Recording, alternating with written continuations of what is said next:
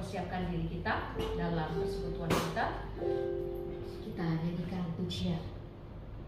Kami puji dengan riang. Marilah kita didapati menjadi pemuji yang riang.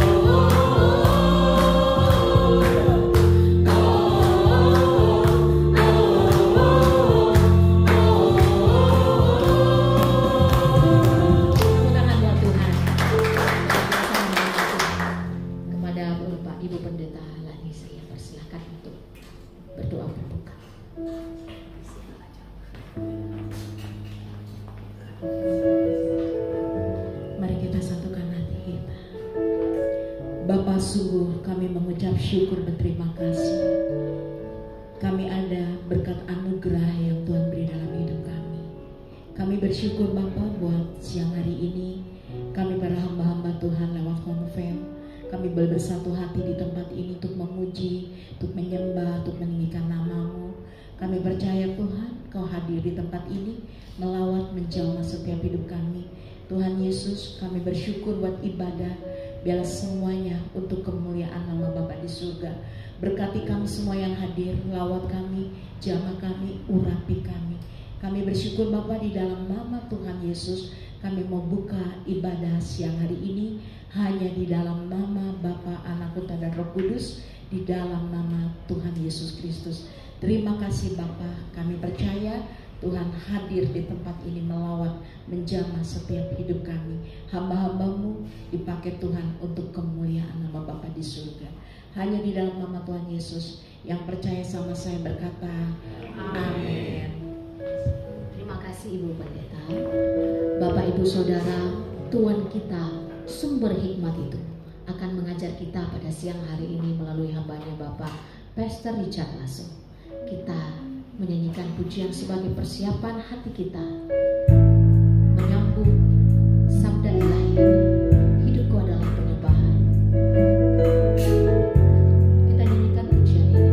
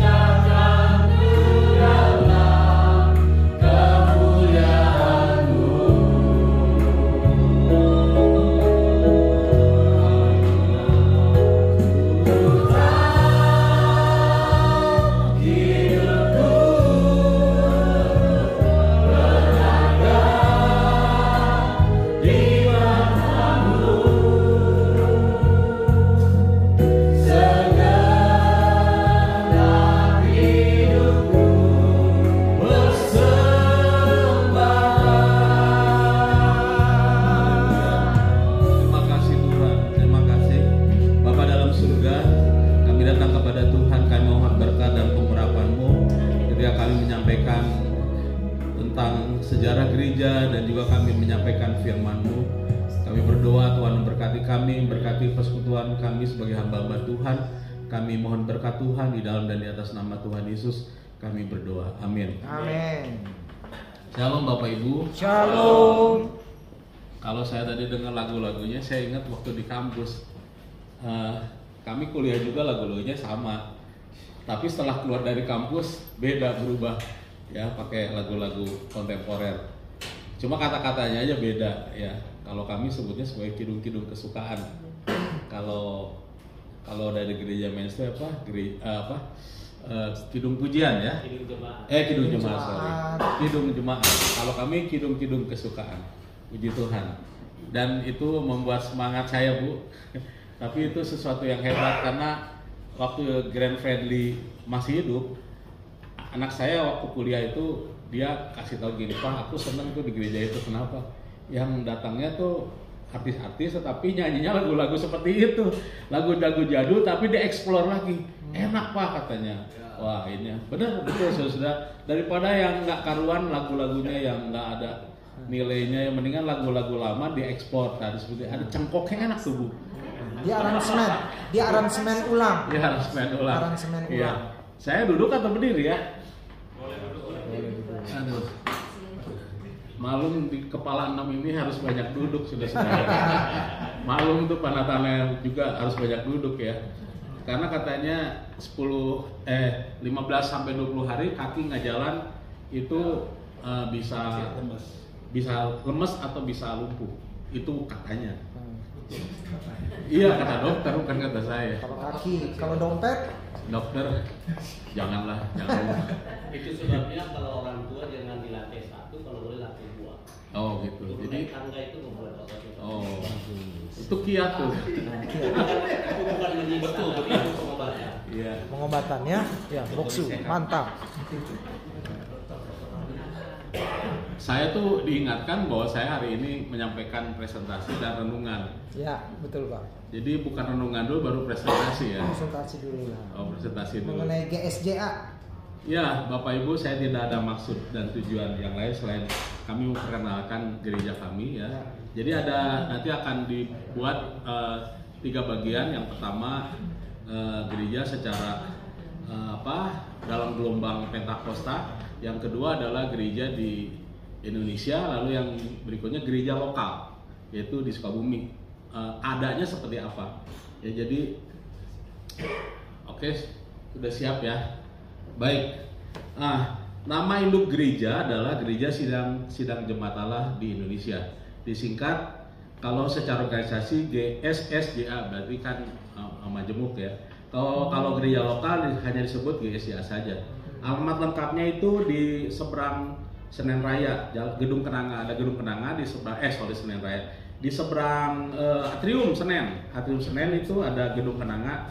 Nah, kami kantor pusatnya di situ. Nah, di sini ada alamat lengkapnya. Jadi saya akan cepat saja, jangan terlalu detail segala macam ya. Nah, visinya adalah memberitakan Injil Tuhan Yesus Kristus dan mendirikan sidang jemaatnya berdasarkan Alkitab. Itu dari dalam Tata Gereja pasal 3 ayat 1. Oke. Lalu bentuk pemerintahan. Bentuk pemerintahan gereja itu mengadopsi gabungan antara bentuk sinodal presbyterian dan bentuk kongregasional. Kalau sinodal itu berarti soalnya kami ada tiga tingkatan, gereja madya, pembina, pratama. Kalau pratama itu perintis. Kalau madya itu seperti saya. Kalau pembina itu yang jemaatnya udah di atas 1000, nah setiap 5 tahun sekali gembala sidangnya dipilih. Bisa tetap dia, ya hampir sama-sama dengan gereja baptis. Ya jadi kalau gereja pembina itu sudah besar, ya lalu mengembala. Nah itu namanya itu di sisi kongregasionalnya, Tapi sisi sinodalnya adalah bisa saja gereja pratama itu bisa dipindahkan gembalanya. Mungkin karena banyak faktor, contohnya ada yang kejatuhan, disiplin, atau mengundurkan diri, atau meninggal dan sebagainya. Jadi ada rolling gitu ya. Tapi biasanya ya sedikit lah seperti itu. Oke, jadi secara nasional ada yang paling tinggi itu adalah kongres. paling struktur yang paling besar itu kongres, lalu ada majelis pusat. Majelis pusat terdiri dari badan pengurus pusat dan ketua-ketua badan pengurus daerah seluruh Indonesia. Nah, di bawah BPP itu ada badan pengurus daerah, contohnya daerah Jawa Barat, daerah DKI dan sebagainya. Di bawah daerah itu ada wilayah, badan pengurus wilayah. Di bawah wilayah itu ada gereja lokal. Nah, ini ada kelengkapan organisasi yang secara nasional maupun turun ke badan pengurus daerah, ke daerah-daerah. Ada beberapa departemen, yaitu departemen sekolah minggu, kaum muda, kaum wanita, kaum pria, departemen yang ngurusin pelayan Injil. Kami sebut pelayan Injil, pendeta itu pelayan Injil. Lalu ada departemen misi dalam negeri dan luar negeri, departemen penerbit, yaitu yang ada di Malang, Gandimas. Ada tokonya, ada penerbitnya di situ sekalian. Itu lingkupnya STT Satya Bakti, tempat saya dulu kuliah. Lalu ada departemen media, departemen sosial, departemen litbang. Lalu ada 14 STT di seluruh Indonesia. Ada Royal Ranger, itu diambil dari Amerika, itu ngurusin Next Gen. Lalu Teen Challenge Indonesia yang mengurusin panti rehabilitasi. Lalu latar belakang GCA dalam kelahiran Gerakan Pentakosta. Jadi saya nggak tahu saudara-saudara kami nih dari GBI, ini ada yang dari GBI, apakah pernah tahu tentang sejarah ini ya? Karena kelahiran gelombang kedua Gerakan Pentakosta itu berhubungan dengan dua gereja besar di dunia. Nah, salah satunya adalah GBI di Indonesia berafiliasi dengan gereja apa? Sudah tahu Pak Tarigan? Nggak tahu ya? Pak Juan? Church of God tahu ya. Church of God. Church of God. Nah, ini sama dengan kalian dengan Assemblies of God. Nah, ada seorang namanya Charles Parham. Ini orang negro, Bapak Ibu, orang negro. Lahir Nggak boleh bilang negro. Oh, oke, kulit hitam. Iya. Oke. Black. Wah. Nggak boleh. Ya, dia lahir di Iowa, Amerika 1898. Charles Parham ini menetap di Topeka, Arkansas 15 Oktober 1900. Ia mendirikan sekolah Alkitab Bethel namanya. Tahun 1905 Charles Parham membuka sekolah Alkitab yang berbasis iman dengan menyewa gedung lantai 2 di Houston, Texas. 26 menjadi muridnya, salah satunya adalah Agnes Ochsman. Dan ketika Charles Parham ini akan pergi, ada pelayanan keluar kota, lalu 25 mahasiswa itu suruh meneliti tentang Kisah Rasul pasal 2. Ketika Kisah Rasul pasal 2 itu diteliti berhari-hari, dan tahunya mereka bilang, oh kita harus menyembah nih. Waktu menyembah itu rupanya Agnes Ochsman, seorang siswinya itu kepenuhan Roh Kudus, itulah awal dari Gerakan Pentakosta. Lalu ada salah satu murid dari Parham, yaitu William Seymour, orang kulit hitam juga yang akan menjadi tokoh Gerakan Pentakosta dengan pengikut pertama kali 8.000 sampai 10.000. Nah, lalu William Seymour itu pindah ke LA dan membawa dan menyewa gedung bekas gereja First African Methodist Church di Jalan Azusa Street 312 di LA. Nah, dari gedung itu jadi Gerakan Pentakosta lalu menyebar ke seluruh Amerika, lalu menyeberang ke Eropa dan akhirnya menyebar ke seluruh dunia. Tahun 1914, lebih dari 300 pendeta Pentakosta berkumpul. Ini maaf kata, Pentakosta itu bukan artinya Pentakosta, tapi latar belakangnya beda-beda. Kebanyakannya pendeta Metodis. Waktu kembali lagi ke gereja Metodis, mereka ditolak. Ada yang ditolak, ada yang dipecat dan sebagainya. Karena aneh-aneh kan, ada kepenuhan roh, glosolalia dan sebagainya. Akhirnya dipecat gitu. Nah, yang dipecat-pecat ini akhirnya mereka kumpul ya di Hot Spring, Arkansas yang tadi dari 12 negara bagian Amerika plus Mesir, Afrika Selatan, dan pada tanggal 5 April 1914 mereka mendirikan organisasi gereja dengan nama The Assemblies of God dengan ketua umum N.E.N. Bell dan sekretaris J.F. Flower. Nah, perkembangan setelah ini rupanya ada terjadi perbedaan pandangan. Akhirnya Assemblies of God ada yang memecahkan diri menjadi Church of God. Nah, jadi Gerakan Pentakosta itu melahirkan dua gereja, Church of God dengan Assemblies of God. Nah, Church of God itulah yang berafiliasi ya. Sekarang teman-teman kita dari GB afiliasinya ke Amerika. Jadi kalau bapak-bapak yang dari ibu-ibu yang dari GB itu tanya sama pimpinan-pimpinan pusatnya suka ke Amerika enggak gitu. Kalau kami kantor pusatnya di Springfield ya, di sana. Baik. Ini mohon maaf Bapak Ibu, ini karena berdasarkan data ya. Silakan. Ya, berdasarkan data di Word ini ada, saya nggak kelihatan itu ya. Nah, jadi GCA itu adalah 3 terbesar dengan jumlah 70 juta jiwa, 2,9. Ini bukan kata saya, ini kata ini ya. Data, bukan kata saya, tapi data. Sudah bisa lihat nanti di internet. Malahan penggantinya Yonggi Cho, Pastor K yang kemarin datang ke Indonesia, dia bilang sudah 84. Lalu waktu di Barcelona itu dia bilang udah 71. Saya nggak tahu yang mana. Tapi saya datain aja yang 70 aja. Nah ini ada laporan 2023 di World Assemblies of God Madrid, Spanyol. Jadi kalau secara struktural GSA di dunia itu tidak struktural, tapi fungsional, bersifat fellowship. Seperti kita ini fellowship. Tapi kalau di Indonesia atau di negara-negara tertentu itu struktural, dari pusat, daerah, wilayah sampai kepada gereja lokal. Nah, namanya adalah World Assemblies of God. Nah, telah terpilih pengurus GSA dunia yang baru tahun 2023 waktu mereka melakukan pertemuan. Ketuanya adalah ketua-ketua BPP ini dari Singapura, dari Amerika, dan dari Spanyol. Nah, lalu fellowship GSA dunia itu punya roadmap 10 tahun ke depan tuh mau apa, targetnya apa. Nah ini juga turun ke setiap negara termasuk ke Indonesia juga. Jadi kita ikutin ini. Jadi yang lainnya nggak saya lengkapi tapi ikutin ini aja. Jadi ada 8 fokus. Pertama adalah penginjilan, pemuridan, church planting atau pembukaan gereja baru, penyehatan gereja, yaitu gereja harus sehat, kuat, dan lain sebagainya. Lalu next gen, ini pelayanan next gen ini penting karena udah mulai isu-isu next gen itu udah mulai ke berbagai negara ya. Lalu mujizat dan puasa, doa dalam Roh Kudus, ini gaya Pentakosta lah. Lalu penguatan sekolah-sekolah teologi. Nah, semua itu dirangkum menjadi satu istilah MM33. Nah, artinya 2033 pada tahun itu GSA dunia akan menjadi 1 juta gereja dan 100 juta jemaat. Ini hanya visi ya. Sama seperti visi GBI di Indonesia berapa? 1 juta ya? 1.000 gereja. 1.000 gereja.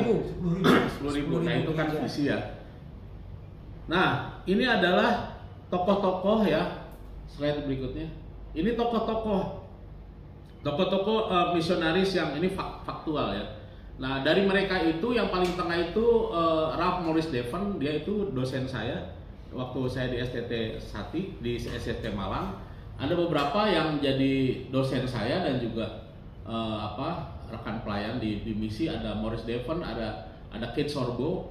Jadi nanti kalau saya ceritain, mereka itu orang tuanya itu yang pertama kali datang ke Indonesia. Lalu mereka beranak pinak. Mereka tuh ada yang lahir di Indonesia. Contohnya Kate Sorbo lahirnya di Ambon. Lalu Morris Devon itu di Minahasa. Nah, Morris Devon itu baru meninggal usia hampir 80. Nah, mereka itu ada yang jadi dosen saya dan lain sebagainya. Ada yang menetap. Nah, sekarang ini model-modelnya adalah mengenai misionaris itu dulu lagi zaman 10 tahun yang lalu misionaris kan dipersulit. Sekarang misionaris boleh masuk ke Indonesia. Nah, sekarang udah mulai misionaris masuk, banyak buka pelayanan-pelayanan baru. Nah, ini ada kongres GSA nih kayaknya di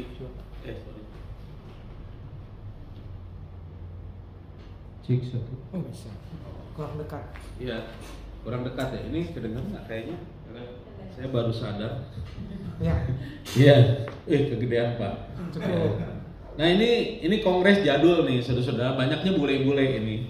Ini di Pecenongan, ini Pecenongan ya. Makanya bahasa juga Indonesia yang EYD ya. Nah ini di Pecenongan. Nah baik. Nah sekarang kita bagian kedua, bagaimana masuknya Assemblies of God ke Indonesia. Sejarah pelayanan GSA di Indonesia dimulai dengan adanya 3 keluarga misionaris Amerika yang menjadi pionir pelayanan GSA di Indonesia.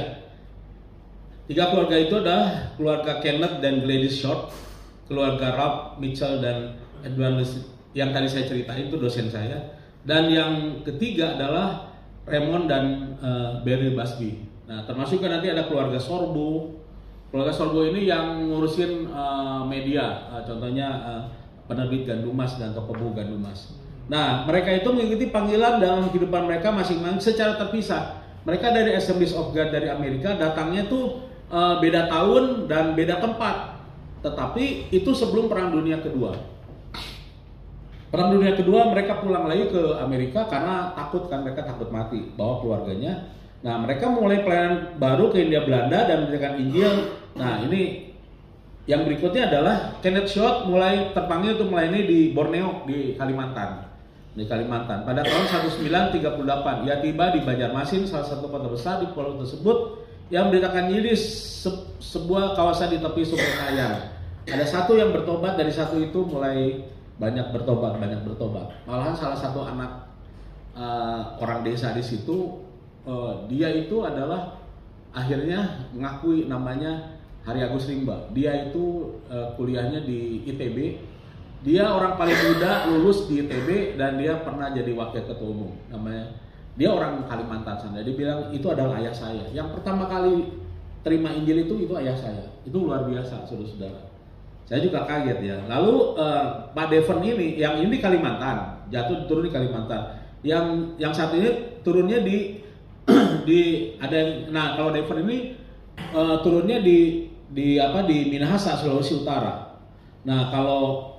Nah, tahun 1939 keluarga Devon mengundang John Sung, seorang penginjil karismatik dari Tiongkok, untuk datang memberitakan Injil dalam KKR di Ambon. Saya dengar juga ke Gereja Sidang Kristus John Sung datang ya.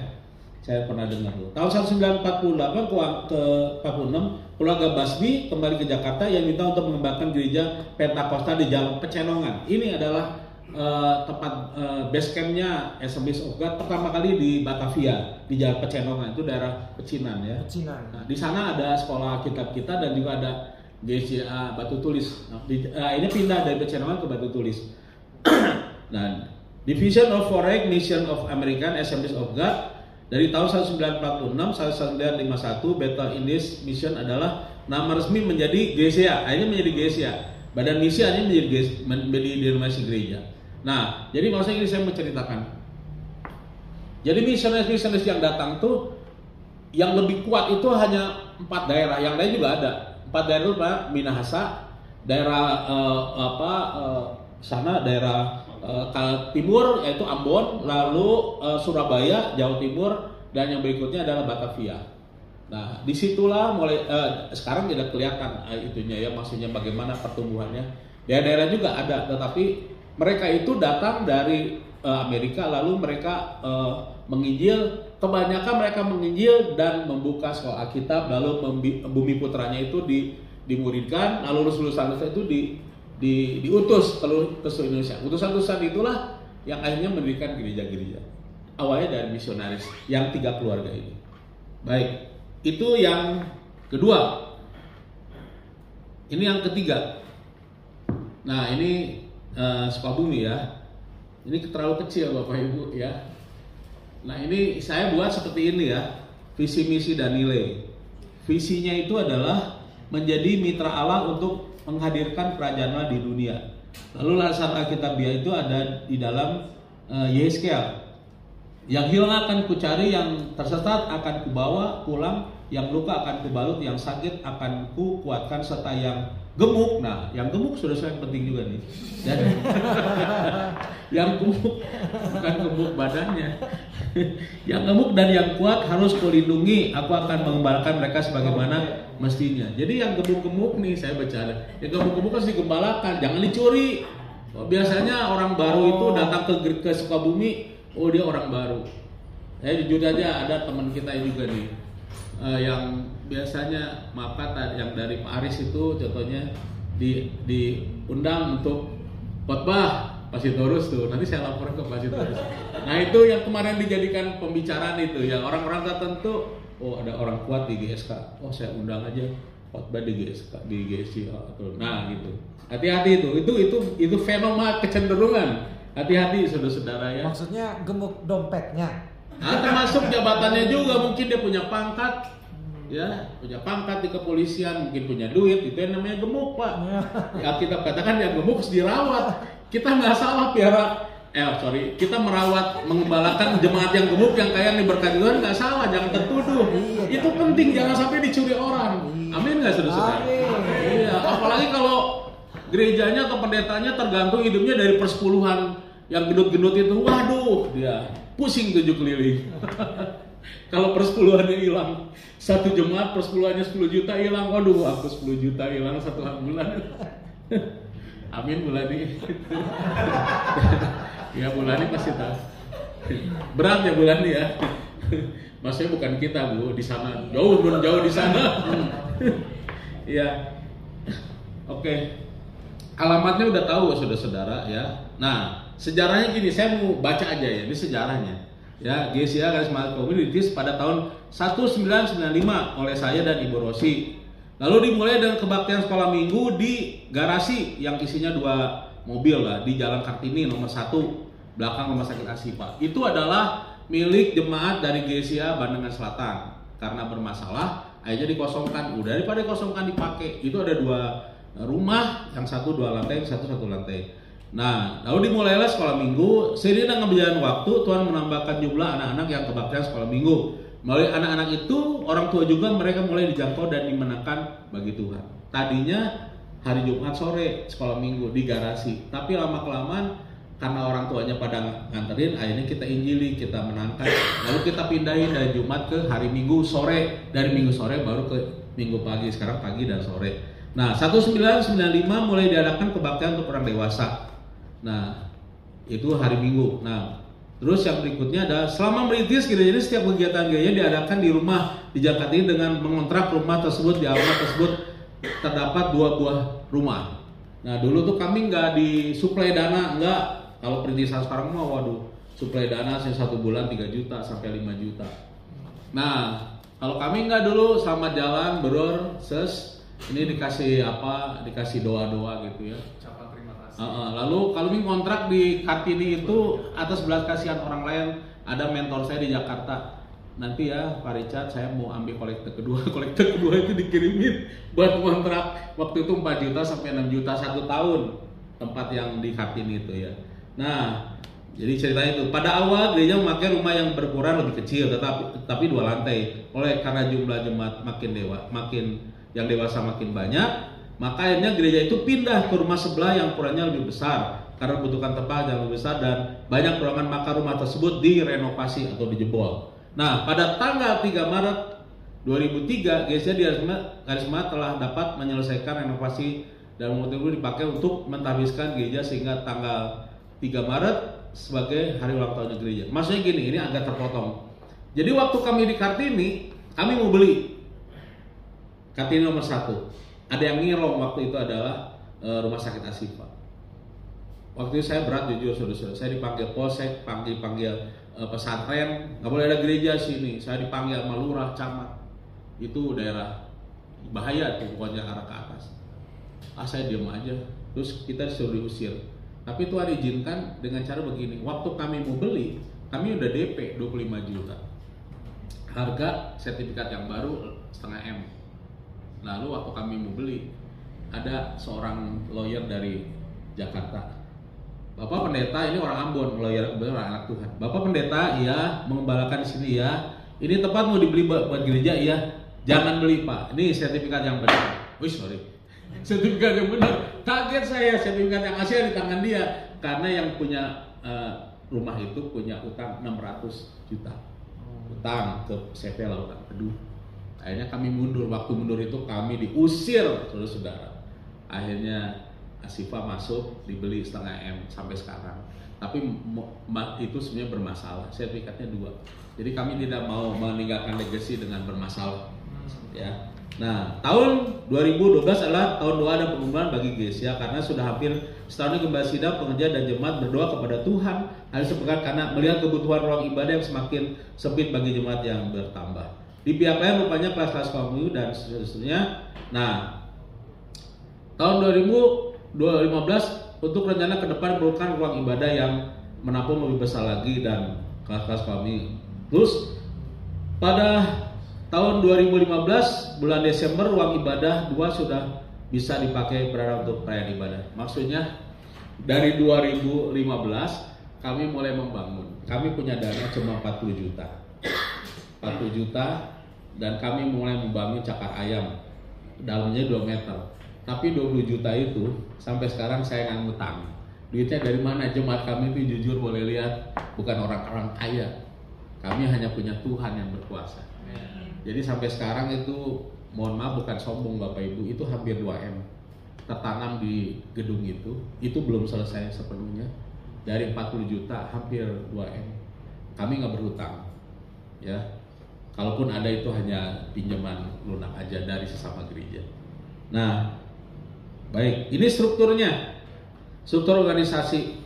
Saya gembala sidang, di bawahnya ada bendahara, sekretaris, di bawahnya ada 3 departemen. 3 departemen yaitu departemen pengembalaan, departemen ibadah, dan departemen pelayanan. Pelayanan itu berhubungan dengan diakonia, ya. Ini strukturnya saya nggak perlu jelasin, tapi kami ada 3 departemen. Contohnya 3 departemen itu di bawahnya ada macam-macamnya. Contohnya departemen ibadah ada multimedia, ada nggak kelihatan nih Bapak Ibu. Ya, jadi ya itu kelihatan kalau di sini ya. Jadi nggak usah jelasin lah. Yang penting strukturnya ada dan ini masih berjalan, program kerja masih berjalan dan akhir tahun ini pengurusnya dibubarkan, membentuk pengurus baru dan program baru, tapi struktur organisasinya nggak berubah seperti ini. Baik, jadwal ibadah. Selasa itu care. Care itu nanti ada singkatannya ya. Care. Lalu Rabu itu care dan permata. Permata itu perempuan berharga di mata Allah, itu kaum wanita. Lalu Kamis itu visitasi. Jumat itu menara doa jam 7 sampai jam 8.30. Sabtu itu kopi. Ngopi terus nih komunitas pria sejati. Ya 19.00. Terus latihan musik buat ibadah, buat pelayanan besok. Hari Minggu ibadah 1 jam 8, lalu sekolah Minggu jam 8.30, next gen youth ya, anak pin dan youth itu disebut next gen. Itu ibadah jam 10 setelah ibadah. Lalu ibadah umum kedua jam 17.00. Nah, di sini ini kami hanya gerakan saja. Ini saya cuma gerak seperti satu gerakan. Pertama gerakan untuk penginjilan. Jadi care yang ada itu, jadi care itu dibentuk karena satu menekan satu, lalu bikin komunitas cuma hanya ibu-ibu duduk di kafe, di resto gitu, ngobrol gitu ya. Nah ini juga kan yang dilakukan oleh GMS juga kan, kami sudah lakukan. Gereja Yesus juga mungkin pernah melakukan. Waktu saya nongkrong di sono, mana kopi nggak ada nih. Di sana ada kopi sama cicinya lagi nongkrong. Kami juga nongkrong selesai ibadah, kami dengan pengerja nongkrong di sono di Rengganis. Di luar sana ada kopi tuh. Ya, Pak Yansen hadir nggak waktu itu? Di sono enggak ya? Nah di situ saya ada dengan anak saya. Pengurus di sana juga ada kumpul. Itu bagus sudah. Itu bagian dari pengembalaan juga. Itu bagian dari kelompok sel juga sebenarnya. Sel untuk leader bisa juga gitu ya. Nah jadi kami ada namanya gerakan search and rescue, cari dan selamatkan. Itu bicara tentang penginjilan. Gerakan penginjilan dilakukan ya. Karena apa, dengan ada gerakan penginjilan itu banyak orang-orang yang belum mengenal Tuhan, itu lebih mudah dimuridkan. Dibaptis, dimuridkan. Itu lebih mudah Bapak Ibu daripada yang apa sih namanya tuh sekarang itu dibilangnya ya apa namanya, kalau istilah pemerintah itu apa sih, racun apa itu, toksik ya, itu istilah baru toksik. Jangan punya jemaat toksik, loncat sini itu toksik itu ya. Nah lalu ada menara doa setiap Jumat, kami doa dan berdoa terus. Lalu yang berikutnya care itu adalah dari kata karismata, A-nya antusias, R-nya respect, E-nya empati. Itu dari care. Care itu adalah kalau istilahnya bakti rumah tangga atau care sel gitu. Kayak begitu ya. Kami ada 18 ya. Ada 18 itu dari berbagai usia ya. Dari berbagai kelompok. Nah, ini saya dan stafnya di sana itu ada Mas Antoni itu. Mas Antoni tolong berdiri, Mas. Nah, ini staf saya. Masih bujangan loh sudah. Ya, yang satu itu anak saya, ada karena punya anak di rumah nggak bisa pergi. Oke, nah ini cabang di Garut, kami ada cabang Gereja Goshen di Garut. Ya. Udah punya tempatnya udah milik sendiri, itu di tengah kota. Doakan sudah. Hari ini Borosi nggak bisa hadir karena ada jemaat kami yang meninggal. Jadi pagi-pagi jam 5 berangkat ke Garut, 5 jam setengah, balik lagi 5 jam setengah, 11 jam PP. Saya suka sampai di rumah jam 2 pagi, berangkat jam 10. Tapi puji Tuhan masih ketenagaan saudara-saudara. Umur 60 nih saya nih. Anugerah Tuhan saudara-saudara. Oke, ini pengurus gereja. Nah, saya mau kasih tahu slide yang berikutnya. Terus. Ya, itu ada anak saya lagi kecil. Jangan dulu pindah. Ini adalah tempat yang kita beli setelah kita diusir dari Kartini nomor 1 karena kita nggak jadi beli. Lalu orang itu marah gitu. Udah Bapak keluar aja kan. Saya bilang jangan sehari Pak. Saya bilang 2 hari aja. 2 hari saya bawa truk 2. Udah saya pindah aja. Nah akhirnya kami beli tempat ini. Nah awalnya seperti ini ya. Ini Jalan Kartini nomor 1. Yang depan itu adalah kebun yang akhirnya kita bangun yang sekarang. Lalu selanjutnya ya, nah kita renovasi jadi begitu. Nah itu ada tanah kosong di depan. Itu tahun sampai 2015. Terus yang selanjutnya, nah ini yang sekarang ya. Jadi melalui 3 fase Bapak Ibu, ya melalui 3 fase. Inilah yang sekarang. Kalau mau tanya, Pak Richard ada izin gereja YB-nya? Nggak ada. Saya pakai taktik strategi dengan cara itu gedung pertemuan, gedung serbaguna. Ya. Jadi waktu terakhir itu Pak Fahmi dia bingung ini ruangannya dibawa ke naikkan. Ayo Pak ke atas, dia nggak mau ke atas karena di gedung yang baru di atas yang sampai di bawah. Ya udah nggak bawa aja, ada pacak bucawat apa bulurang ngobrol aja udah. Takut dibaptis kan. Kalau Dia nggak siap. Ini Pak di gereja baptis. Dia nggak siap terima saudara-saudara. Nah, nanti itu berita bagusnya FKUB nggak perlu ada rekomendasi karena Kementerian Agama aja. Ya, Kementerian Agama itu pimpinannya itu tokoh Rois Aam NU di Sukabumi. Dulu bapaknya itu pernah saya datangin, itu orang hebat. Nah sekarang ini anaknya, nah dengan Pak Sitorus dengan Pak Kris, baik Pak siapa lupa ya. Kita pelukan Pak Anas, bukan Pak Anas itu mah NU. Ini mah ketua kementerian, ketua kementerian di sini. Ya Samsul itu orang hebat. Jadi kalau saudara minta izin, kalau ke dia aja gampang pasti. Jadi FKUB kita nggak berfungsi. Nggak apa-apa. Walaupun siapa bapak tua kita yang mau turun tahta itu bilang. Ya, kira-kira itu sudah selesai ya. Oke, saya tinggal waktu. Ya, mau tanya siapa mau tanya? Masih panjang maksudnya. Hah? Masih panjang waktunya. Ya kalau udah cukup ya. Sudah cukup ya. Cukup lah, itu udah habis tuh. Udah habis. Dicepet-cepetin aja saudara-saudara. Sekarang Ya. terima. Ya, tolong slide yang berikutnya. Ini kan bukan ngajar, ini cuma memperkenalkan ya. Iya. Nah, sorry. Saya menyampaikan renungan firman Tuhan dengan tema berani bermimpi besar. Matius 13 ayat 31 sampai 33. Yesus membentangkan satu perumpamaan. Yesus membentangkan suatu perumpamaan lain lagi kepada mereka, katanya. Hal kerajaan surga itu seumpama biji sesawi yang diambil dan ditabur orang di ladangnya. Memang biji itu yang paling kecil dari segala jenis benih. Tetapi apabila sudah tumbuh, sesawi itu lebih besar daripada sayuran yang lain, bahkan menjadi pohon, sehingga burung-burung di udara datang bersarang pada cabang-cabangnya. Dan ia menceritakan perumpamaan juga kepada mereka. Hal kerajaan surga itu seumpama ragi yang diambil seorang perempuan dan diaduknya ke dalam tepung terigu 3 sukat sampai kamir seluruhnya.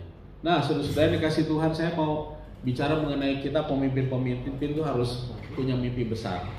Saya dulu jujur aja saya pesimis. Orang Sukabumi saya tahu saya itu jantis, saudara-saudara. Semua orang tahu, apalagi itu kampung halamannya yang di anak-anak Melis di apa sih namanya? Mana tuh Pak Yansen? Daerah apa sih namanya? Si Kenari itu apa namanya? Ya Kenari lah ya. Asrama ya. Itu adalah Indonesia mini, saudara-saudara berbagai suku bangsa. Nah itu dulu zaman gengnya namanya Melis. Kenapa disebut Melis? Disebut Menak Lingkungan Selabatu. Melis tuh Menak Lingkungan Selabatu. Itu zamannya saya remaja tuh gengnya ada itu country jack lalu apa segala macam apa ini Pak, ini orang Sukabumi. Saya lahir Sukabumi ya. Nah, kalau di depan gereja kami itu namanya Slibra. Nah, Slibra itu sekitar Sriwijaya dan Brawijaya. Geng itu ya? Geng, itu zaman geng. Tapi yang ditakutin itu ini nih, daerah sini nih. Tipar dan Selabatu. Melis, tuh nggak usah bicara itu masa lalu sudah. Teman-teman saya ada yang sekolah SD Kehidupan Baru. SD Kehidupan Baru itu dulu itu kayak BPK, terkenal. Ya, sekarang BPK. Jadi waktu saya SD, waktu saya kecil itu, saya sekolah minggunya di sini nih, di shopping center. Iya, shopping center di situ dipakai oleh dua gereja, GKP dan GKI. Lalu mereka jual beli tempat yang beda-beda. Saya adalah jemaat GKP. Keponakan saya itu pendeta GKP. Kakak saya itu majelis GKP. Keluarga keturunan saya yang di Kampung Sawah, yang di Jakarta itu adalah penerus GKP. Masuk dalam sejarah GKP. Yang di Cawang, yang di Depok itu semua keluarga kami adalah keluarga GKP. Jadi kalau saya buka darah Kampung Sawah ya. Danci itu saudara saya. Ya, dulu ada bukan Pak Noron siapa yang di GKP Cikembar itu masih saudara saya. Jadi sebenarnya saya dulu mau disekolahin di sekolah GKP, cuma kakak ipar saya bilang nggak usah lah, kamu nggak usah di GKP, kamu pilih. Akhirnya kami sekolahkan. Tadinya harus ke Jogja STI. Akhirnya ya saya sekolahnya di mana di Malang ya. Nah, saudara-saudara, kalau berpikir hidup saya itu sebenarnya wah, orang bilang madesu. Tapi saya harus belajar mimpi. Saya hidup itu udah nggak ada ayah, saudara-saudara. Ayah saya meninggal waktu saya kelas 5. Tapi saya hidup dengan hidup nggak baik lah gitu. Tapi nggak ke perempuan sih. Nah, tapi saya punya mimpi kecil akan menjadi mimpi besar. Ya, ada orang sekarang bilang istilahnya di mark up. Tahu nggak saudara di mark up? Nah, kita lihat videonya di mark up nih. Coba tolong lihat videonya dengan soundnya ya.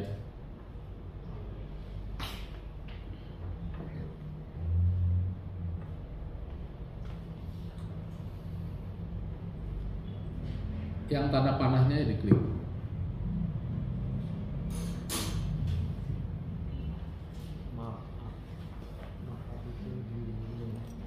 Ya, suaranya. Tanda panahnya diklik di bawah. Oh, ini dulu Pak Richard dulu ini ya. Bukan, ini di makam. Ini bintang film, saudara-saudara. Bintang film keren sekarang ini. Kalau saudara suka nonton tahu siapa namanya? Saya lupa namanya siapa. Oh, yang main film Aquaman. Ya. Aquaman. Yang terakhir itu apa sih? Extraction apa? Extraction 1 2. Oh, nggak bisa, Mas, tolong Mas. Masa sih? Harus ditiup dulu. Tadi gitu loh, tadi berfungsi loh. Wah, kalau nggak ada ya lanjut lah.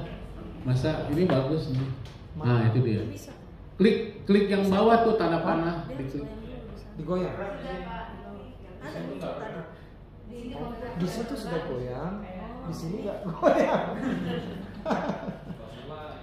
Kedinginan kali. Jalan ini.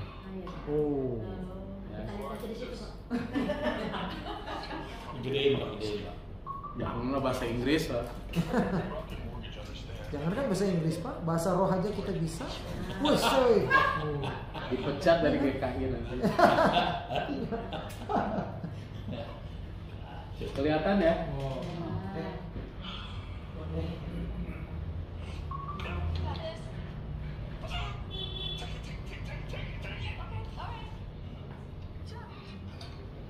Ini intinya di makam itu Pak. Ya kalau orang itu contohnya saya pernah lihat ada jemaat yang di ayam gitu ya. Jadi ayam itu disuntik biar besar. Nah, kita jangan seperti itu. Kita punya mimpi tapi kita harus menjalaninya. melalui satu proses. Pakai proses. Jangan Steroid. steroid. Iya gitu. Steroid. Itu kan kalau di markup ya. Paksa bisa. Ya. Babi kok enggak. Jadi saudara-saudara, kalau bicara kita mau mimpi besar ya, pasti kita mau mimpi besar. Bukan hanya kita, tapi juga keluarga kita, anak-anak kita. Keluarga kita, anak kita menjadi apa, wah, pasti itu mimpi besar buat kita. Nah, kerajaan Allah itu tentang gereja, tentang diri kita. Kita ada di dalamnya, kita ada leader-leadernya. Tapi Tuhan bilang apa? Kerajaan Allah itu, gereja itu dimulai dari hal yang kecil. Ya, kerajaan Allah itu seperti biji sesawi. Tapi biji sesawi itu kalau ditanam itu berdampak luas, besar seperti itu, saudara-saudara. Ya, kalau nggak jalan, Malah jalan. Suara Pak Richard aja. mana suaranya? Pakai silikon.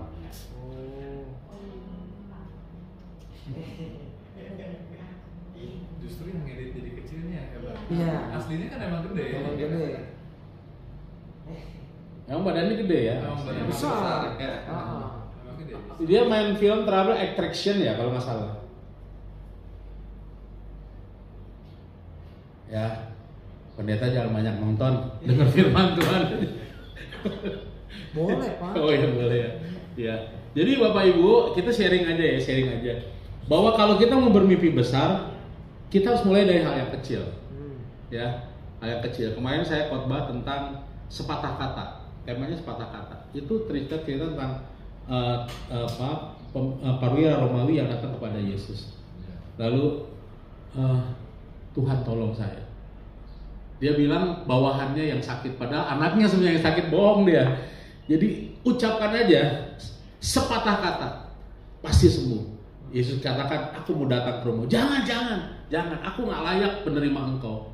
Lalu Yesus tuh kaget, bingung. Ini iman sebesar seperti ini nggak ada di tengah-tengah bangsa saya. Akhirnya pulang. Waktu pulang memang orang sini bilang seucap nyata. Sembuh saat itu. Ketika berucap seucapnya sepatah kata, katakan sembuh, benar sembuh. Nah, jadi kata itu penting. Kata kita sebagai hamba Tuhan mengatakan, amin, berhasil. Kalau kita katakan kepada jemaat kita mah baru segini, majunya susah, keuangan kita mah ya cukup, kadang-kadang kurang, defisit lah. Saudara-saudara, bahasa itu jangan diucapkan. Jangan diucapkan. Saya mau saksikan tadi yang saya katakan. Saya tuh nggak punya uang, gaya aja. Tapi kalau mau cerita nggak enak saudara, karena kalau cerita itu ada hal yang menarik. Tuhan beracara di situ. Tuhan katakan, kamu ini sangat berkuasa kayak manusia, cabut gitu. Bukan kamu yang ngerjakan, aku yang kerjakan. Itu nggak enak lah, karena masih berhubungan dengan orang lain ya. Nah jadi bicara tentang kerajaan Allah, tentang gereja, kita bisa tentang hal-hal yang kecil dulu. Ya. Yesus mengatakan demikian, kerajaanku akan menjadi besar bukan dengan pedang, tapi agama lain dengan pedang, Bapak Ibu. Ya. Seperti Bonaparte mengatakan, aku menaklukkan dengan pedang, aku menaklukkan dengan pasukan, aku menaklukkan sebagian dunia. Tetapi Yesus tidak pernah menghunus pedang. Seorang filsuf Thomas Kalite yang ateis, dia mengatakan setiap gerakan luar biasa di dunia ini dimulai dari hal yang kecil. Sudah tahu Confucius sekarang jadi agama kan, mereka minta jadi agama kan, Konghucu kan.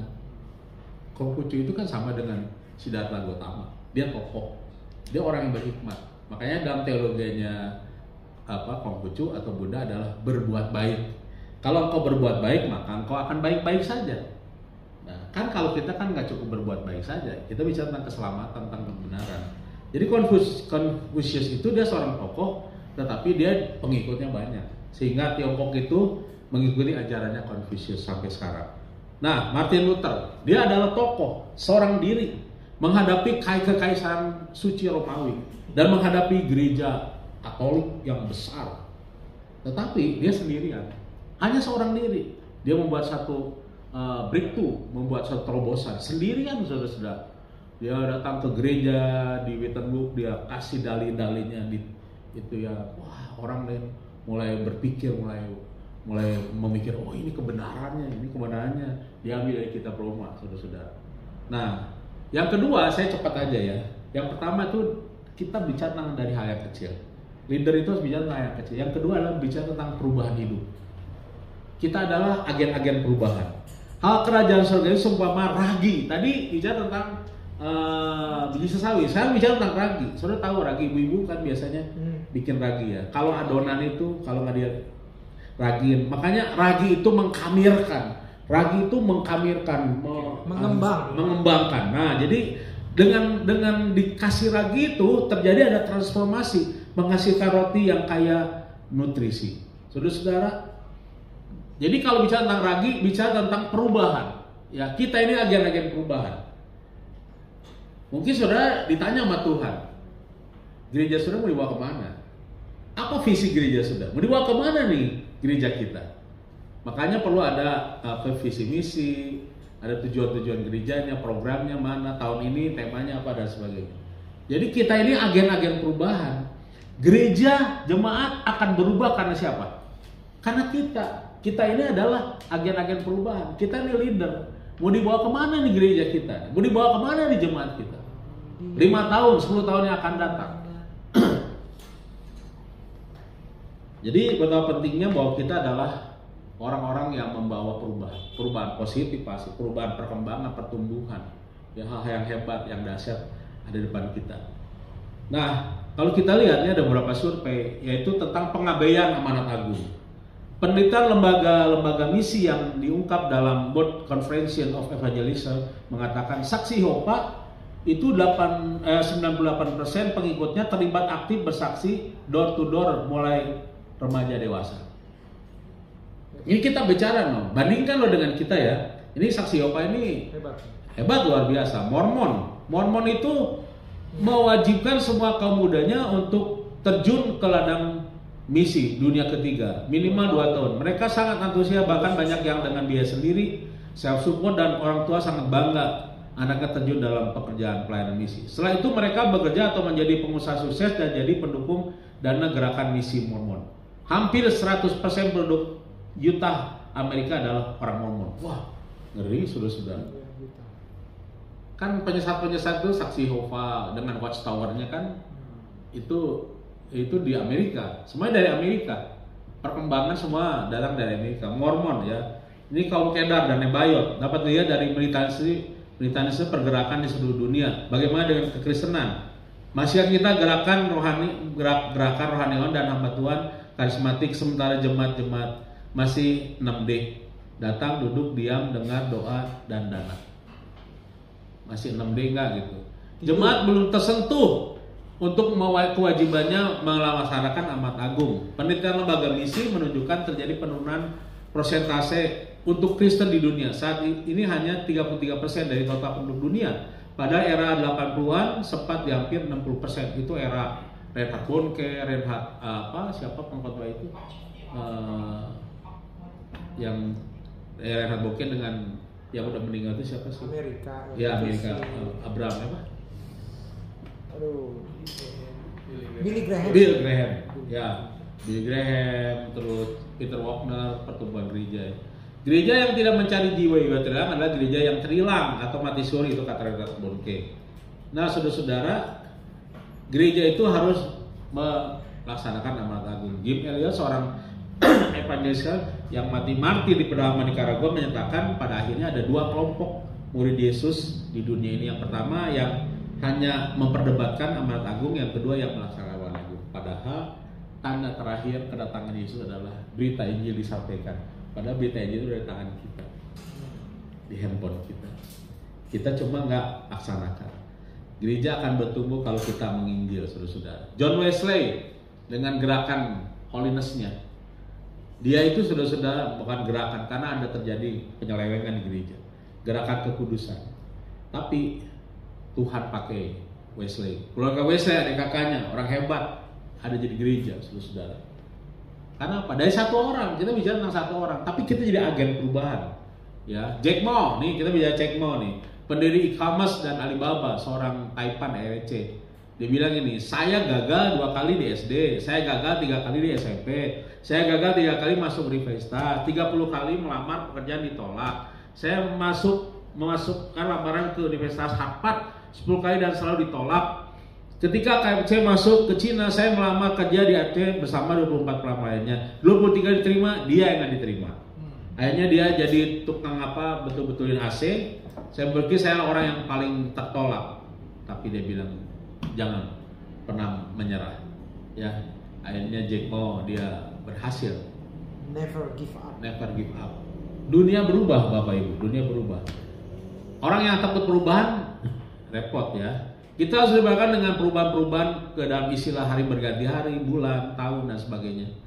Pajak baru, biaya sekolah perguruan tinggi, pindah kota, pindah rumah, pekerjaan dan seterusnya. 30 tahun lalu Makro, Goro, Hero, Carrefour, Raja Dunia Retail. Fakta hari ini banyak yang tutup dan digantikan oleh Bukalapak, Tokopedia, Lazada, Indomaret, Alfamart. Surat menyurat, sekarang email dan sebagainya. Dunia sedang berubah dan kita berada di pusaran itu sebagai agen perubahan. Yang ketiga, yang terakhir, yaitu kerajaan Allah itu adalah berbicara tentang pelayanan gereja yang relevan. Apa yang relevan itu? Yang sesuai. Bukan pelayanan gereja itu bukan di awan-awan itu, nggak terjangkau. Jemaat bingung. Ini Bapak Pendeta ini kita mau dibawa kemana ini? Bingung ini antara surga dan apa? Jadi harus relevan, saudara-saudara. Ibadahnya harus relevan. Gereja itu harus bisa menjawab kebutuhan jemaat, kebutuhan dunia, kebutuhan lingkungan kita. Memang biji itu yang paling kecil dari semua jenis benih, tetapi apabila ia sudah tumbuh, sesawi itu lebih besar daripada sayuran yang lain, bahkan menjadi pohon sehingga burung di udara datang bersarang pada cabang-cabangnya. Burung-burung bersarang pada tempatnya, walaupun modalnya cuma kecil aja. Jadi pohon yang besar, burung-burung bersarang di situ. Artinya apa? Burung-burung itu mendapat manfaat dari pohon sesawi itu. Apa gereja manfaat apa gereja? Orang lain bisa mendapatkan manfaat apa dari pelayanan gereja? Itu harus jadi pertanyaan buat kita sebagai pemimpin. Contohnya apa? Kasih makan, gelandangan. Contohnya pengobatan gratis. Apa saja? Contohnya donor darah. Donor darah itu penting, Bapak Ibu, jadi tradisi. Kita udah disalib oleh saudara kita yang di ODOD inti. Dulu itu kita itu orang-orang senior kita yang bergerak setiap tahun selalu ada. Tionghoa. Ya. Jadi kalau bicara tentang gereja yang relevan atau gereja yang bisa menjawab kebutuhan manusia, kita harus mulai dari transformasi hidup kita. Kita harus berubah dari hidup kita. Kita harus berubah cara berpikir kita, konsep berpikir kita harus berubah. Nah, saya cuma kasih contoh aja tentang Yusuf. Yusuf ini dibilang gini, maka Allah telah menyuruh aku mendahului kamu untuk menjamin kelanjutan keturunanmu di muka bumi dan untuk memelihara hidupmu sehingga sebagian besar daripadamu tertolong. Jadi bukan kamu yang menyuruh aku ke sini, tetapi Allah.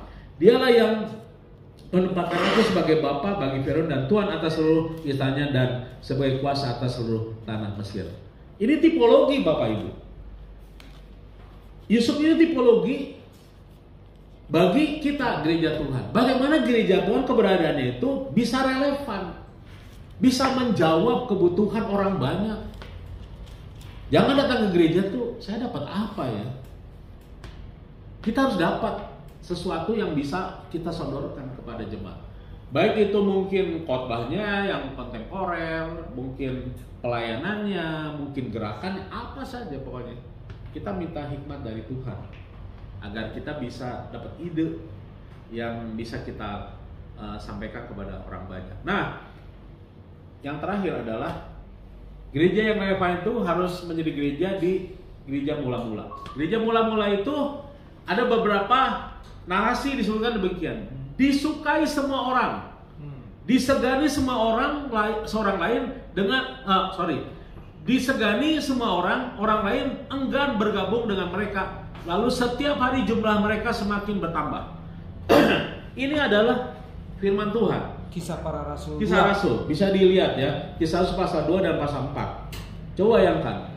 Gereja yang mula-mula itu adalah gereja yang relevan, menjawab kebutuhan orang banyak. Sampai para rasul bilang, kami nggak puas karena kami harus fokus kepada pengembangan, kepada kepada firman dan doa kan, firman Tuhan katakan makanya akhirnya dibentuklah berapa 7 orang diakonos. Diakonos itu kan artinya meja kan, ini meja kan, artinya diakonos itu meja ini. Pelayan meja artinya apa? Makanya harus ada departemen sosial gitu.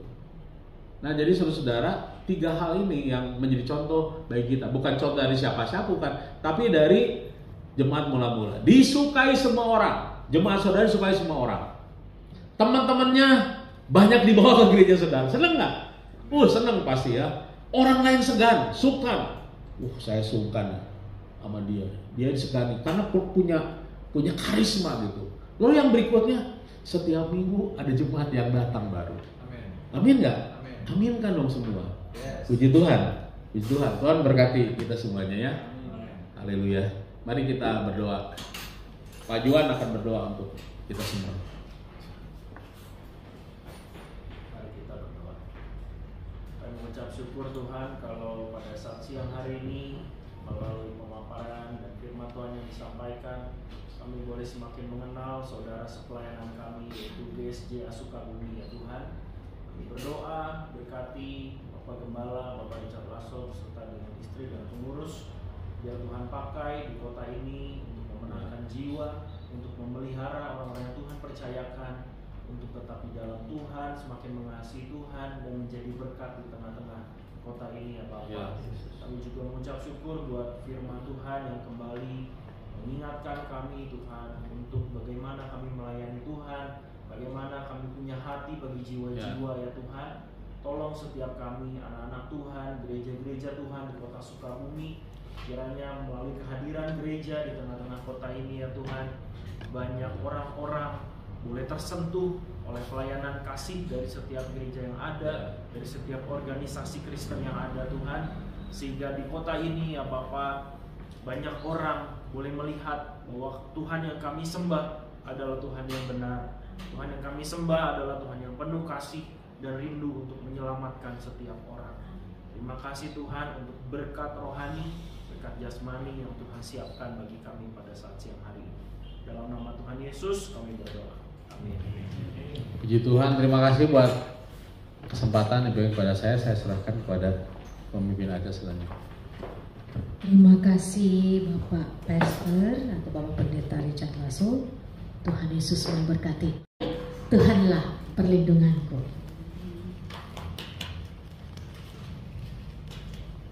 Boleh sambil bertepuk tangan ya.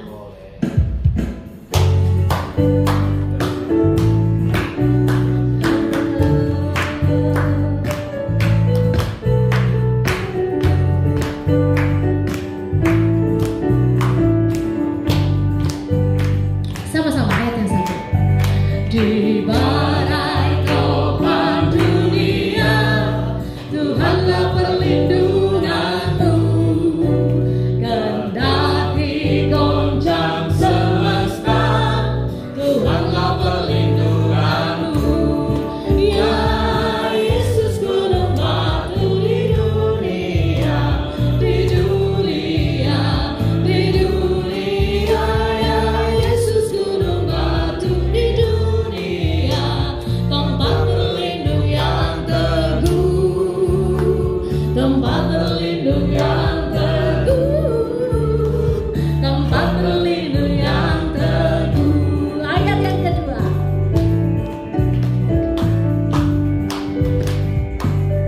Sama-sama. Baik siang maupun malamlah, Tuhanlah perlindunganku. Niscaya takutku lenyap, Tuhanlah perlindunganku. Ya Yesus gunung batu di dunia, di dunia, di dunia.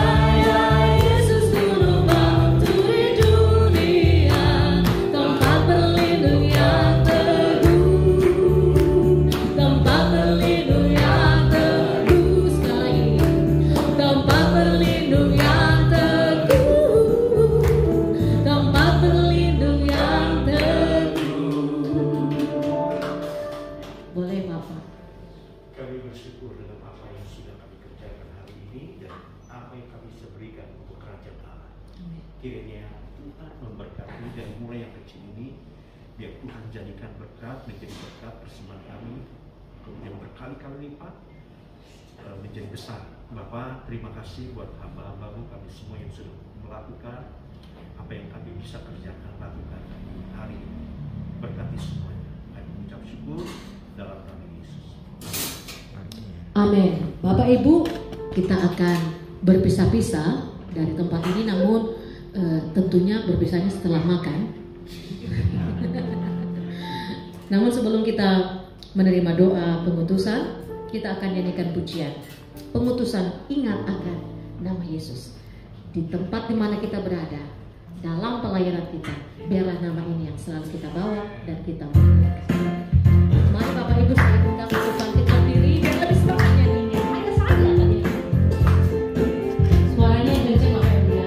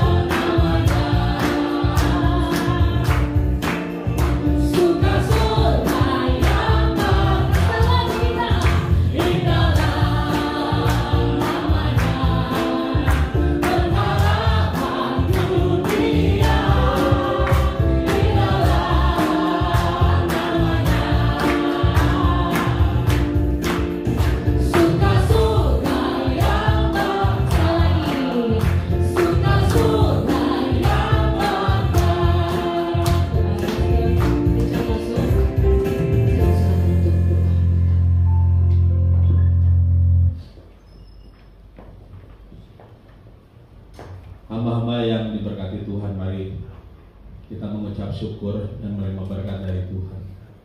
Tuhan memberkati engkau dan melindungi engkau. Tuhan menyari engkau dengan wajahnya dan memberi engkau kasih karunia. Dan Tuhan menghadapkan wajahnya siang ini kepadamu dan memberi engkau damai sejahtera. Oh, sampai itu hamba-hamba Tuhan yang dikasih Tuhan, pulanglah dengan membawa berkat anugerah dari Allah Bapa yang ada di dalam surga, serta cinta kasih sayangnya yang sudah dinyatakan dalam Tuhan Yesus Kristus, serta persekutuannya dalam Roh Kudus menyertai saudara dari saat dan untuk selama-lamanya. Maranatha, sampai Tuhan Yesus datang kali yang kedua menjemput kita semua. Di dalam nama Yesus kami mengakhiri acara ibadah ini. Haleluya. Amin. Tepuk tangan. Silakan duduk dan bersalam-salaman Bapak Ibu. Puji Tuhan. Iya. YouTuber kita. Ya. Shalom teman-teman semua. Ya. Waalaikumsalam. Waalaikumsalam. Ya. Ya, terima kasih banyak untuk tuan rumah Gereja Kristus dan pemberita firman sekaligus juga memperkenalkan kepada kita seperti apa gereja sidang jemaat Allah itu. Pastor atau pendeta biasanya kalau guys ya? Pastor, Pak. Pastor. Kalau pendeta itu kan pandita sama dengan himpunan. Oh begitu. Jadi sengaja memakai istilah Pastor Richard Lasso. Ya, teman-teman. Jadi ini untuk kali kedua, ya. Kali kedua kita mencoba metode baru konven kita. Yaitu di mana pemberita firman ya memperkenalkan struktur organisasi gerejanya sehingga kita bisa mengenal, ya. Kan katanya tak kenal maka tak sayang. Sudah kenal mau tidak mau disayang. Iya. Sudah kenal menikah deh. Ya. Mungkin ini yang khas kali ya di seluruh BKSG di Indonesia ya, mungkin kali ya, dimana saat kita konven kita memakai metode ini. Nah, untuk bulan September itu tuan rumahnya Gereja Pantai Kosta di Indonesia, GPDI, dan pengkhotbahnya Pendeta Ramli Manurung. Wah, ini. Pak Ramli kan mau pindah. Udah operasi kali Pak? Belum sih, terakhir saya tanya. Belum. Ya, memang mestinya sudah, tapi nampaknya belum. Kecuali pendeta perempuan, si siapa itu ya? Novi apa Nova ya? Yang di HKBP. Ya, yang KBP. Blok ya, dulu. Sudah diganti ibu baru lagi. Pendeta. Sudah diganti yang pendeta baru, perempuan juga. Ya. Jadi nanti saya akan hubungi GPDI, Pendeta Ferdinand Rompas, ya, dan Pendeta Ramli Manurung. Baik, di tengah-tengah kita hadir calon pendeta dari GKI General Saxe. Silahkan maju. Iya, ini dia. Silahkan memperkenalkan nama dari sekolah teologi mana. Duduk aja. Selamat siang Bapak Ibu. Selamat siang. Ya, perkenalkan nama saya Hans Sinaga. Nama tengahnya Hans Tapo Walfred Sinaga, biasa dipanggil Hans. Saya sedang menjalani proses kependetaan di GKI General Saxe dan asal lulusannya dari STFT Jakarta, lulus tahun 2020. Itu aja mungkin. masih bujangan atau sudah? Masih bujangan. Masih bujangan. Ya. Ya, mungkin itu sekian perkenalan dari saya. Terima kasih, salam kenal semuanya. Nama tengahnya itu ada takwa. Nah, itu singkatannya apa? Sebenarnya saya nggak mau membahas yang itu, tapi karena Pak Luther sudah menyampaikan. Jadi orang tua saya itu asalnya dari Batak dan Jawa, singkatannya jadi Takwa Batak Jawa. Ini kan? Saya ketinggalan berarti anak saya harusnya Takwa juga. Baik, terima kasih Pak Hans Sinaga. Ya. Untuk seterusnya nanti kita akan terus. Bukan si jabat ya, si Jawa Barat. Jadi membantu atau? Ya, membantu, dan nanti kalau Tuhan berkenan saya emeritus, ya beliau yang naik. Pak Hans ini yang terus. Pak Luther mau emeritus di sekolah ini. Ya. Emeritusnya sampai tahun Yesus datang aja. Iya betul. Ya. Jadi teman-teman, memang dengan metode baru ini saya yakin teman-teman pasti setuju ya, banyak hal-hal positif yang kita belajar dari sebuah organisasi gereja ya. Kayak tadi Care dan Permata, ada Kopi, ya, ada Next Gen. Ya, singkatan dari Care itu karismata, antusias, respect, empathy. Yang tidak lain itu ternyata kebaktian rumah tangga ya, semacam itu ya. Tapi istilahnya keren loh ya. kebaktian rumah tangga, atau kalau di kami itu persekutuan rumah tangga atau kelompok sel, ada gerakan search and rescue. Wah, ini jadi banyak hal-hal positif yang kita bisa dapat ketika kita belajar dari gereja lain yang ya kita bisa terapkan ya di gereja kita masing-masing untuk tadi pertumbuhan gereja. Nah, nanti bahan Bapak tadi dari GSJA bisa di-share, dan juga bolehkah khotbahnya juga? Boleh Pak, ada dua. Ya. Jadi nanti Pak Martin tolong di-share di grup WA. Ya. Pasti tadi banyak sekali tuh. Terutama firman itu tadi bisa kita khotbahkan di gereja kita masing-masing ya. Jadi itu sudah 100% tuh tadi ya. Tinggal poles dikit-dikit. Sudah jadi tuh khotbah ya. Masuk tuh barang, kata si siapa? Bahlil. Menteri itu ya. Oke, teman-teman, apakah ada tanda petik masalah yang perlu kita diskusikan dalam waktu kita sampai jam 12 ya? 15 ini. Apakah ada? Kalau masalahnya berat itu PR. Kalau ringan bisa kita tanda petik selesaikan. Mari Pak. Terima kasih, selamat siang. Saya kemarin dihubungi Pak Yudi. Pak Yudi itu orang balai kota ya. Pak Fahmi mengajak ngopi bersama. Ya, ini menjelang ini Pak Fahmi ya. Calon wali kota Pak Fahmi yang berpasangan dengan Pak Dida. Itu Sekda Kota Sukabumi akan mencalonkan dan meminta waktu hamba-hamba Tuhan dan aktivis gereja untuk bertemu, waktunya antara Selasa atau Rabu ya, di sore katanya jam 4 sore supaya tidak terlalu malam.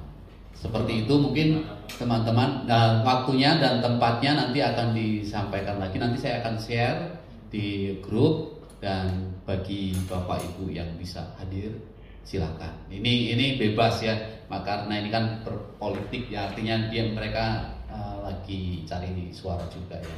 Memang kita sedang kesulitan memilih pemimpin di Kota Sukabumi. Pak Murad belum menghubungi kita juga ya, yang kita maksudnya jagonya ini Pak Murad. Oh iya, yang kita lihat cukup ya cukup nasionalis, tetapi belum menghubungi kita juga. Kayaknya nggak perlu kita juga kayaknya ya. Tapi nggak tahu ya. Yang menghubungi kita secara intens ya Zaki ya. Zaki sudah intens. Ada cerita soalnya, ada behind the scene. Jadi boleh saya ngomong sedikit? Oh iya, silakan Pak. Bentar. Ini kan direkam. Rahasia atau? Ada rahasia sih, jangan. Oh ya udah di itu dulu. Dimatiin Pak. YouTuber kita silakan Pak. Di itu dulu, di pause. Mengikuti prosesnya ya, karena itu yang kayaknya yang diterima cuma 3 itu calonnya ya. Ya ini pasti akan mempengaruhi pelayanan kita dan juga kebersamaan kita di Kota Sukabumi juga ya. Ya seperti itu informasinya. Saya hanya itu aja Pak, tambahan dari PKSG. Mungkin di PGIS silakan Pak. Silakan. Ya, jadi inilah bentuk kebersamaan kita. Acara BKSG, PGIS, silakan menyampaikan nanti juga. Ya, terima kasih saya bisa bergabung setelah pergi melanglang 4 bulan. Sudah itu ke Lombok ngajak juga Boksu biar ikut. Udah snorkeling enggak ikut. Pertama tadi Pak Yudi juga hubungi saya sebelum ke Lombok untuk bertemu dengan PGIS. Jadi tadi yang Pak Kris bilang ya boleh dipadukan aja nanti ya. Saya sudah bilang memang tolong setelah tanggal 17 supaya bebas dulu lah, jadi kita bisa kumpul. Itu yang pertama. Yang kedua, kita PGIS ini kan BKSG kan tidak semua anggota PGIS ya. Pada hari Sabtu 17 Agustus ada ibadah HUT RI. Tuan rumah sebenarnya Gereja Kristus, tapi pinjam gereja GBI Ayani, Kota Paris lah gitu, lebih daripada Ayani sana kan nanti bingung ya. Kota Paris jam 5 sore kami Untuk anggota PGIS tentu sudah ada suratnya. Tapi untuk rekan-rekan BKSG kami mengundang saja. Silakan bergabung, terlebih Pak Ketua, untuk bisa hadir ibadah HUT ini sekalian dengan perjamuan kudus. Ini juga sebenarnya sejarahnya agak unik juga bisa terjadi seperti itu, tetapi sudah terlaksana dan kami merasa bahwa itu tiap tahun cukup baik, dan apalagi Boksu ini terus mengawal untuk bisa itu terjadi. Jadi kami mengundang untuk bisa hadir rekan sekalian. Itu saja saya kira. Dan saya dengar apa Pak Martin, dana sudah pernah disampaikan, dana dari wali kota yang sudah cair, yang akan cair lah. Yang 90 juta akan cair nanti, kita akan sudah tanda tangani. Terus bantuan untuk PGIS dan BKSG juga turun, tapi sedikit ya. Ya sedikit pun adalah rezekinya, itu pun tapi belum tanda tangan. Dan tetapi kami komit dulu tahun lalu itu, mohon maaf ada sedikit kesalahan pembagian karena saya juga buru-buru harus ke kampung waktu itu, jadi kita bagi sebelum Natal BKSG, sehingga pas Natal yang udah kebagian nggak datang deh gitu. Dan saya sedikit dikomplain dari sekretaris dari wali kota, tapi siapa tuh? Dari Kesra, bahwa kok bisa langsung dibagi begitu, sementara belum datang PJ wali kota waktu itu. Jadi kita tahun ini tetap kita harus di Natal BKSG kita bagikan supaya semua bisa hadir bersama-sama. Ya, itu saja sih saya kira. Untuk urusan politik, bapak-bapak sekalian dan ibu sekalian, bapak ibu sekalian, siapapun yang mengundang kita hadir. Kita hadir aja. Kita tidak bisa ngepro dulu. Setiap orang punya keputusan memilih. Ya, karena namanya udah mau kampanye, nanti ada aja isu yang begitu. Yang tadi Pak Lukius bisa ngomong, kebenarannya itu bagaimana? Bisa benar, bisa juga tidak.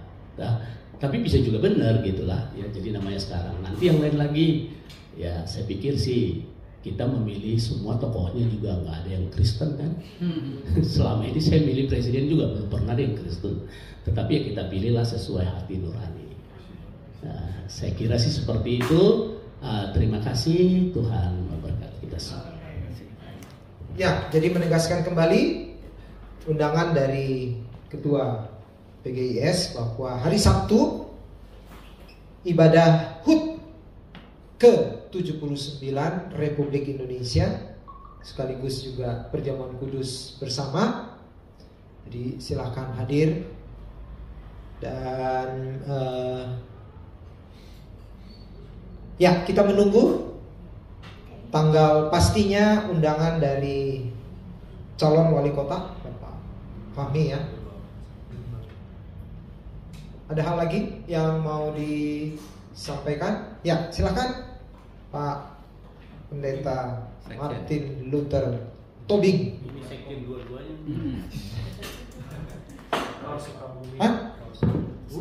Ya, Bapak Ibu, ini di luar hal resmi ya. Jadi tanggal 15-16 September bulan depan Pendeta Handi mengajak kita gitu ya untuk ngumpul bareng di villa di Puncak ya, Pak Pendeta ya. Cipanas. Jadi 15 itu Minggu, 16 itu Senin, 16 itu Maulid Nabi, jadi tanggal merah. Jadi bisa bawa anak-anak begitulah kurang lebih. Jadi ini di luar ini resmi BKSG PGIS Pak. Jadi kan kita kan hamba Tuhan nggak pernah retreat ya, gitu ya. Jadi kita cobalah retreat inilah ece-ece tipis-tipis. Bapak Ibu yang mau dan punya waktu, tidak ada rencana berlibur panjang kemana, ya mari bergabung gitu saja. Nanti berapa-berapanya nanti kita bagi-bagi rata gitu aja lah ya Pak Pendeta ya, untuk konsumsinya ya. Oh, konsumsinya sudah disiapkan. Sudah disiapkan. Tinggal berangkat. Ya, silahkan mendaftar ke saya. Kapasitas berapa? Punten Pak Pendeta. Kapasitas 2000. Silakan aja karena itu tempat retreat memang. Oh, tempat retreat, jadi silahkan Bapak Ibu yang punya waktu bawa anak-anak kan karena besoknya libur kan, Seninnya libur, boleh. Ya. Mungkin itu saja. Jadi yang mau mendaftar silahkan langsung ke saya ya. Japri saja supaya nanti kita bisa persiapkan kendaraan dan sebagainya. Itu saja Pak Pendeta, terima kasih. Ya. Baik, nampaknya masih ada satu lagi. Silakan. Maaf Bapak Ibu, kembali. Sini. Mari di sini. Enggak direkam di situ. Di sini saja. Ini kembali lagi ke acara HUT Kemerdekaan RI. Saya meminta seharusnya menurut rapat kita akan geladi itu hari Jumat. Tetapi karena tempat berhalangan dipakai oleh sang empunya di hari Kamis dan Jumat itu, kita alihkan geladi bersih itu hari ini atau nanti sore. Dan saya membutuhkan 19. Ya betul, jam 19 WIB di GBI Ebenezer. Nah, yang saya perlukan adalah konfirmasi dari GPIB dan juga GSCA untuk pengisi pujian. Apakah ready Bapak GSCA? GSCA Pak? Pengisi pujiannya? Suara? Pak, ada 4 gereja, jadi 3 gereja. Jangan. Berarti GPIB bagaimana, belum ada sih perwakilan di sini ya GPIB, jadi saya nggak bisa tanyakan. Dan anggota PGIS mohon diisi jumlah peserta yang akan hadir. Ini berkaitan dengan konsumsi, kan kita juga harus pesan konsumsi Bapak Ibu. Yang ini tim konsumsinya udah nanya-nanya berapa orang, berapa kotak, jadi kita bingung. Gitu. Jadi kalau boleh siang ini sudah ready jumlahnya ya. Terima kasih banyak, itu saja dulu dari kami tim acara. Tuhan Yesus memberkati. Ya, jadi 4 itu sudah pas Pak. Iya, jangan dikurangi Pak. Tetapi kalau memang GSJA nggak siap, mungkin saya coba nanti ke vokal grup atau paduan suara GKI General Sakse untuk tanda petik menggantikan kalau memang itu ya. Nah, kalau begitu mohon hadir nanti Pak di geladi Pak ya, kalau bisa. Oh iya. Soalnya ini mendadak sih, tapi paduan suara kan tinggal menambah. Iya. Baik. Ada lagi? Gak ada lagi ya? Ya, sampai ketemu di bulan depan. Biasanya kan kita minggu kedua, Rabu minggu kedua. GPDI, nanti saya hubungi Pendeta Rompas dan Pendeta Ramli Manurung, membawa 2 pendeta yang unik. yang top lah, yang top. Kombinasi Ya, dua hamba Tuhan. Masih baik loh, nggak ngomong antik loh ya. Direkam ini. Enggak. Yang top, unik dan top. Oke, kita akan bersantap siang. Kami mohon. Tapi udah didoain loh makannya. Belum disebut ayam. Belum disebut ayam goreng. Ya. Kita mintalah Pak Hans ya, Pak Hans Sinaga. Mari Pak. Doakan ya makanan kita. Pak Hans. Ya. Mari Bapak Ibu kita bersatu hati di dalam doa. Tuhan Allah Bapa kami ucap syukur atas perjumpaan di tengah-tengah konven pendeta hamba Tuhan di BKSG ini yang boleh berlangsung dengan baik. Itu semua boleh berlangsung oleh karena kasih setia Tuhan dan penyertaan Tuhan saja. Dan pada saat ini kami ingin menikmati makanan yang telah disediakan oleh tuan rumah. Biarlah Tuhan Kau boleh memberkati makanan ini sehingga menjadi kekuatan bagi tubuh jasmani kami, sehingga kami dapat melanjutkan segala aktivitas kami melalui berkat yang telah Engkau berikan. Berkati juga tangan-tangan yang telah menyediakannya. Biarlah berkat Tuhan boleh melimpah di dalam kehidupan mereka. Di dalam nama Tuhan Yesus Kristus kami berdoa dan mengucap syukur. Amin. Amin. Oke, teman-teman semua selamat siang. Terima kasih.